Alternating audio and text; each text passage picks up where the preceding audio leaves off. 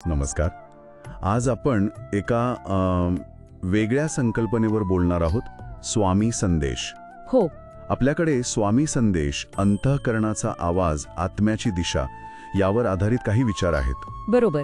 तर यातून स्वामी संदेश म्हणजे नेमकं काय आहे, त्यामागचं तत्वज्ञान काय, महत्त्व काय, हे जरा समजून घेऊया. अगदी. म्हणजे स्वामी समर्थ म्हणजे केवळ एक योगी नव्हते, तर एक काय म्हणतात त्याला, एक चेतना. एक व्यापक चेतना. हो, अगदी एक व्यापक चेतना असं यात मांडलंय. आणि त्यांचं मार्गदर्शन आजही अनेकांना मिळतं असं म्हटलं जातं.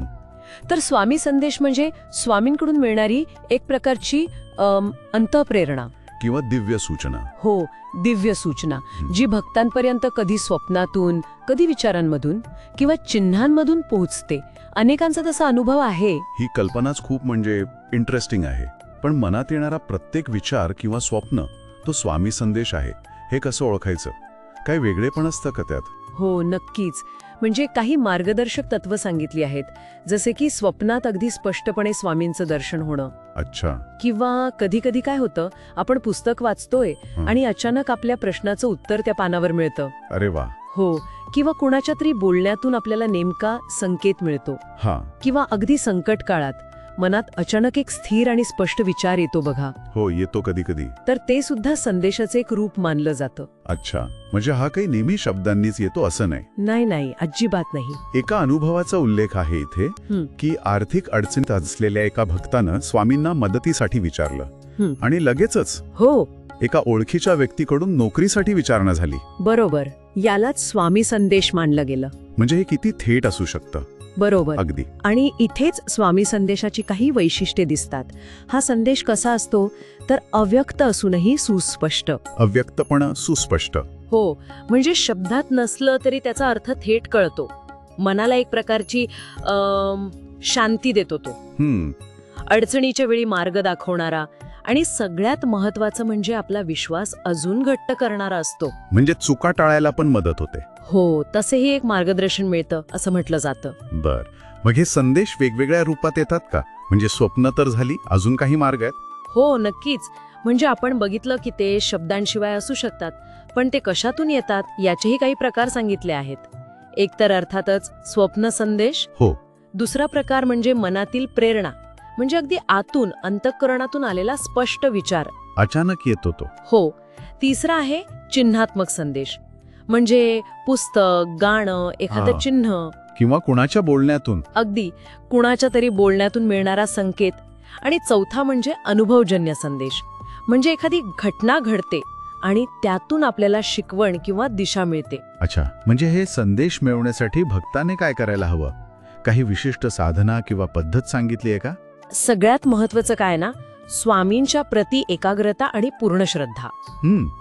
रोजचं नामस्मरण, जप किंवा आरती करणं ते उपयुक्त ठरतं असं मानतात. बरं.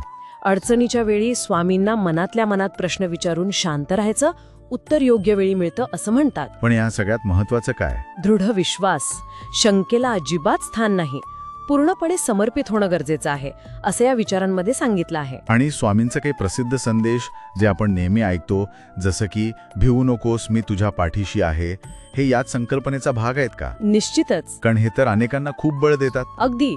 भिवू नकोस, मी तुझ्या पाठीशी आहे, किंवा धैर्य ठेव, वेळ लागेल पण सगळं योग्यच होईल. कर्म करत राहा. हो, कर्म करत राहा, फळ माझ्यावर सोड, आणि तू माझा आहेस, मी तुझा आहे. हे सगळे संदेश म्हणजे याच व्यापक मार्गदर्शनाचा भाग आहेत. ते भक्तांना धीर देतात, दिशा देतात आणि स्वामी त्यांच्या सोबत असल्याची ग्वाही देतात. तिथे एका वृद्ध भक्ताचा अनुभवही आहे. आजारपणात प्रार्थना केली आणि स्वप्नात काहीतरी संकेत मिळाला. हो. ज्यामुळे त्यांना योग्य डॉक्टर भेटले आणि ते बरे झाले. हे ऐकल्यावर खरंच या संदेशांचं महत्त्व पटतं. अगदी. या संदेशांमधून काय होतं तर जीवनात दिशा मिळते, सकारात्मक दृष्टिकोन वाढतो, आत्मविश्वास वाढतो आणि निर्णय घेणं सोपं होतं. हो, योग्य वेळी योग्य निर्णय घेण्याची क्षमता येते असं ह्या साहित्याचं म्हणणं आहे. म्हणजे काय आहे ना, जीवनातल्या कठीण प्रसंगात हा एक आशेचा किरण ठरू शकतो. थोडक्यात सांगायचं तर स्वामी संदेश म्हणजे एका अर्थाने आपल्या अंतर्मनाचा आवाज किंवा ईश्वराशी जोडलेला एक अदृश्य धागा. बरोबर. जो आपल्याला योग्य वेळी मार्गदर्शन करतो. आणि या विचारांच्या शेवटी एक महत्वाचा मुद्दा पण मांडला आहे की डोळे मिटून मन शांत करून स्वामींना विचारलं की उत्तर मिळतं. हो. पण हे ऐकल्यावर एक विचार मनात येतो की असा संदेश मिळण्यासाठी जी श्रद्धा लागते, जी मनाची शांत अवस्था लागते, ती आजच्या धावपळीच्या जगात कशी टिकवायची. आणि आपल्या मनात तर सतत कितीतरी विचार येतात. खरंय. तर त्यातला नेमका कोणता विचार हा दैवी संदेश आहे आणि कोणता आपलाच आहे, हा फरक कसा ओळखायचा, हा खरं तर प्रत्येकाने स्वतःसाठी विचार करण्यासारखा प्रश्न आहे, नाही का? अगदी बरोबर. विचार करण्यासारखा मुद्दा आहे हा.